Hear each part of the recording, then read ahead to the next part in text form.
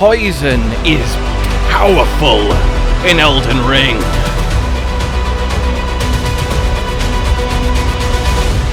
And not in the way that you think.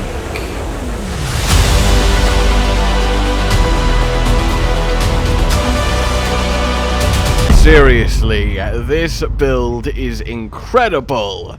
And hey, it's especially good in PvP. You ever want to delete someone? And with just one attack, no less. Or at least one press of L1. In any case, my fellow Tarnished, hello and welcome. I hope you have got mushroom for this build, because it's going to make you a very fun guy. Mushroom. But before we get to that, what's the actual focus here?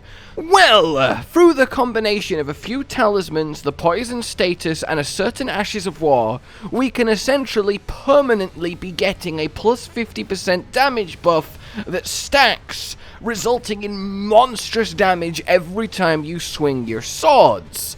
And this is a really, really fun way to play, on top of being ridiculously powerful. It's also very unique and certainly worth your time. I'll also leave a link in how to get this armor set down below, because I know you're wondering. You essentially become a rolling status god that blows away everything before you as your damage ramps up and up and up the longer you are fighting.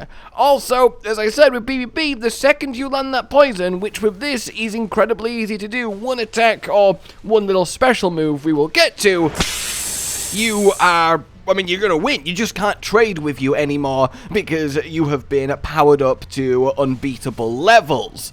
And that's very, very cool. So first and foremost, let's talk the Ashes of War. Poison Moth Flight. A very interesting ability, acquired from a Knight Cavalry down in South Caelid, a very simple affair to get your hands on, but a very, very fun Ashes to use. So initially you press it, you coat your blade in poison, you leap forward, do a little attack, it does some damage, apply some poison build-up, nothing crazy. However, the special sauce here is that... Did I just say the special sauce here? Is that if the target you hit with this is already poisoned, it will do over double damage and essentially pop the poison, getting rid of it off them and adding extra damage, which then lets you immediately reapply poison, because poison is the easiest status to apply. It goes up the quickest because, technically speaking, it does the least amount of damage, though it does last the longest. So you see where we're going here. If we have a mechanism that every time we apply poison, we get a huge power boost, we can then pop the poison and apply it again for another huge power boost, ad infinitum, well, that would make a pretty fantastic build, would it not? Well, thus it has. So of course that Ashes is there, but we need our weapons with which to use it. It makes sense to me to use a curved sword because they have a very, very fast moveset and are very good at applying status, and using the Scavengers, which is already a very good curved sword, also lets us build in natural bleed to this set, and adding bleed on top of this just makes it even more oppressive. It also lets us use Bloodlord's talisman for an extra 20% damage when that bleed does happen. We don't need to focus on the bleed, but we do put Seppuku set to poison on the left hand, and Poison Moth set to poison on the right hand. That's your kind of weapon setup. And of course the Bloodlord's talisman is one of your 4. This is a fantastic base here. But of course, let's get back to that mushroom. This is the Mushroom Crown, and what it does for you, similar to the Mask for Bleed, is every time a poison or rot happens near you, well, then you get an extra 10% damage. So of course that plays into beautifully what we're actually achieving here. And all it will take to get is one leisurely Sunday stroll through the Lake of Rot. And, yeah, a little bit of climbing over on the right, and you'll get it from a corpse on a pillar. If you don't know how to get to the Lake of Rot, well, then simply follow the Rani quest, which I will leave a guide link to down below until you get here. Let's talk talismans then. Of course, we have the Bloodlord's Exultation, and then we have Alexander's Shard as a reward from Alexander's questline in order to power up the Poison Moth Flight by 12%. And I will leave a guide to Alexander's questline as well as another fantastically overpowered build down below. It's quite the lengthy one, though not too difficult. Finally then, we want the Rot Kindred's Exultation. This is like the Bloods, but instead of Blood Loss giving you plus 20% damage, it's Poison or Rot happening, giving you plus 20% damage. This is gotten from the Kindred boss at the end of a KV dungeon in Mount Gelmir, and is fairly, again, simple and straightforward for you to get. So, can you see what's happening here then? We have two swords covered in blood and poison, and every time the bleed happens, which is just a bonus here because these curved swords are one of the best weapons in the game for both status and just general damage and dex, so this is really nice, but we get that bleed as a little bonus and then 20% more damage as a bonus. But every time we apply poison, thanks to the talismans and the helmet, we get plus 30% damage. The poison is on, that's constantly doing damage, and no matter how we're dodging or how much downtime we have, that's working away at the boss or the enemy, and that's really cool. But then when we get a moment, we can poison Moth Flight, do a massive hit, reset the poison, reapply it, and re-get that plus 30% damage. And even if we ignore the poison Moth Flight, the fact that we can proc a bleed and a poison essentially after one L1 attack, and now we're hitting for plus 50% damage, that is a ludicrous amount of burst to come out of your attacks from that point onwards, and it just steamrolls over everything. But there is a pièce de résistance to this setup. There is a secret weapon, as it were, or more accurately, a secret shield.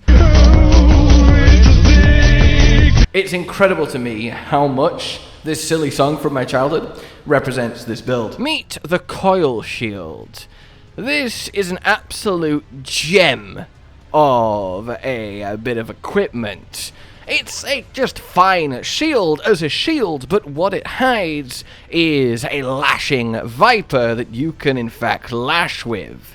It's acquired from a cave over in Mount Gelmir to the north, fairly simple to get to and fairly simple to navigate once you're in. You want to head round to the right and then curve around a little tunnel, drop down and then turn around, and in a room you can pick it up. You don't actually have to finish the boss in here, though I would still recommend that you do that. In any case, when you use the special ability then, at quite a long whip-like range, the snake will leap out, do a fair chunk of damage, but more importantly, apply a massive amount of poison build-up. Normally, it will only take one or occasionally two to trigger poison on the enemy, which means when you're at range, when it's not safe to go in, when you've got a bit of downtime, when you want to hide behind your shield, when you want to do a bit of blocking, when you want to surprise your opponent in PvP with a random mix-up, because who expects the snake whip shield? No one expects the snake whip shield. You can lash out with this, get your poison on, which engine powers the entire build, and do some decent damage at decent range, and then go in with your now plus 30% damage. This is so awesome. It complements this entire setup perfectly and gives you a little bit more options than just pure hitting things with your power stanced curved swords, and I just think it is wonderful. It's so good to have and can get you out of a lot of awkward situations, and in a lot of cases you can just use it to end the fight while kiting around and just yelling the snake do the work. I think it's absolutely phenomenal. So that is kind of the long and short of it here. I think poison is very underappreciated. It's not that talked about, not that used, because, let's be honest, bleed is the king of status. Everybody is using bleed. But poison does have this potential, and bleed will not reign forever. I doubt it will be left this strong, well, basically until the next patch, and when this poison setup gets going, it is just as powerful. Yeah, it has a little bit of bleeding too, why not double dip the best of everything, but it's just so much fun to constantly be applying poison, popping it for massive damage, getting a massive damage boost, applying it again, all while absolutely tearing things apart with just the raw damage of your weapons. You can use Antspur Rapier if you want a rot and poison version of this instead of bleed. You can use a more hefty curved sword if you just want pure poison for bigger poison moth damage, but I think this is the really nice sweet spot that lets you really make this shine. And the stats, as you might expect, are a little bit more of a quality-esque spread. You want Arcane at 50, you want Dex at 50, and you want Strength at 20. the rest into vigor and endurance as you please, but this gives you a really nice rounded amount of damage and potent status build-up, as these are the soft caps that matter. 50 arcane for both damage and the status build-up, and 20 is the first soft cap for strength and dex, and 50 is the second, so a 20-50, it just works out. If you are high enough level that you can get 80 arcane, 80 strength, 80 dex, this will hit like a freight train, and it has that fantastic scaling potential as you go through new game pluses. So there you go. I hope you all are encouraged to become brethren of poison and see if you can't let toxicity reign. I mean, other than the toxicity already reigning in nearly every invasion, but that's an entirely different type of venom. In any case then, ladies and gentlemen, Tarnished, please let me know how you enjoyed this, and well, subscribe, hit the bell for more fun builds, tips, tricks, funny bits, all of the good stuff that you have come to know and expect.